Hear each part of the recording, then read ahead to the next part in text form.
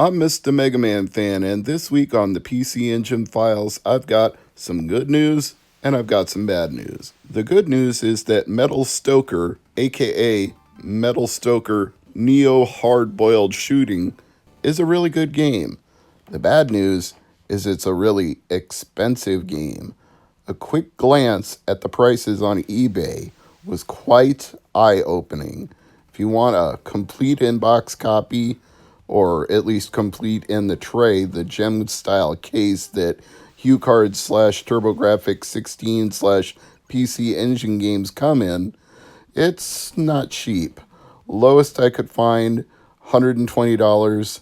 If you want a quote-unquote mint copy, it could be as much as $180 plus $20 shipping. Now, the listings get a little tough because copies of Metal Stoker are few and far between, so you get a lot of unrelated search results that come up for things like Metal Angel and Super Metal Crusher, even one for something called Mad Stalker Full Metal Force. So that should actually be indicative of the rarity of this game, and it's no surprise that it is because it comes from a relatively obscure developer named Face. And no, not like the old slang term, face, where you put a hand up in front of somebody to basically tell them you don't want to hear it, so shut up already. Not that Face. This Face is a very, very obscure publisher that's not well known for very many things. I can't even think of them off the top of my head, so I'm going to defer to Hardcore Gaming 101, who wrote about this release, and they named the most notable titles that Face did as Money Idol Exchanger and Time Cruise 2. Since I haven't covered either of those yet for the PC Engine Files, this is a first for the channel. It's pretty good. It's a cross between Smash TV and a shoot-'em-up game and a tank game. If you played any of those old combat-style games from the 1970s and 80s where you maneuvered around obstacles and shot at other things, that's what this feels like. But it controls more like a shooter, except it's not an auto-scrolling shooter. The screen only moves when you move, and unlike most shoot-'em-ups, you don't stay centered in the middle of the screen. You're actually maneuvering around every single thing on it. But like shooters, you collect power-ups which improve the weapons that you can hit the enemies on the screen with.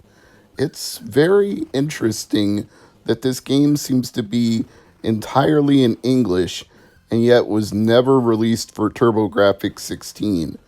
I can't really fathom why, other than the fact that Face was such a small developer that they probably didn't have the budget to put it out outside of Japan. Again, judging by the prices this game goes for, its print run was rather low, the company itself not a huge success in the market, and maybe this is like the lone gem among their titles. Based on the reviews I've seen at various places like the PC Engine Software Bible, the Video Game Den, Hardcore Gaming 101, and so on, it seems this game is fairly well received among PC Engine collectors, which unfortunately would also contribute to the prices this game goes for. It's that perfect storm of a low print run meets a well-reviewed game, results in an expensive title to play for a various console that it comes out on. Sort of like how recently the Cryon Conquest for NES has skyrocketed in value because it's being rediscovered and called a hidden gem, and of course people who never played it back in the day suddenly want a physical copy of it. So now a game that back when I bought it might have been like 10 or 15 bucks is closer to $100 loose, and much more than that if you want a complete copy. And yes, the Cryon Conquest is a good enough game to be rediscovered and played, but it's also a game that it's probably not worth paying $100 for. I would say the same thing about this. Like, a hardcore collector might just want a physical copy of this game.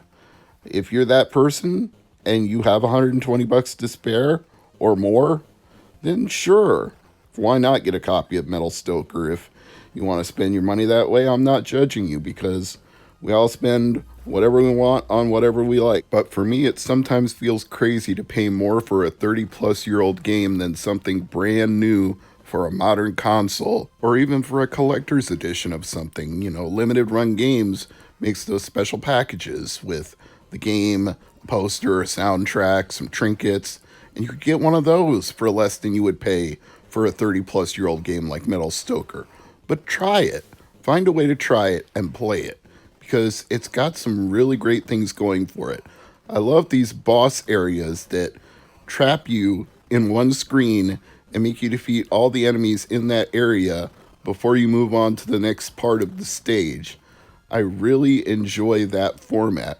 It reminds me very much of a game like Shantae, where the same thing happens when you go into certain rooms. The doors lock behind you in either direction, and until you defeat that character, you can't progress.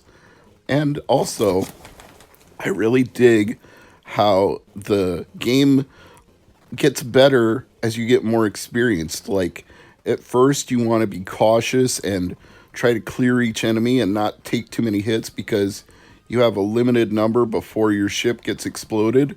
And yet, when you start winging it, when you just hold down the fire button and just try to move through each area, you will realize very quickly that you can fire in multiple directions and quite rapidly, especially if you've been picking up all the power-ups along the way.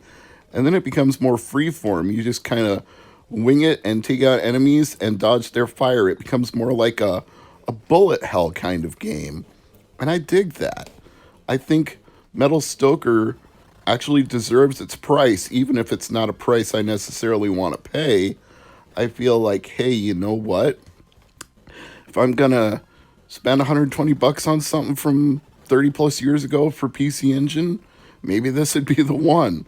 No, probably not, but I do enjoy playing it on Super SD System 3.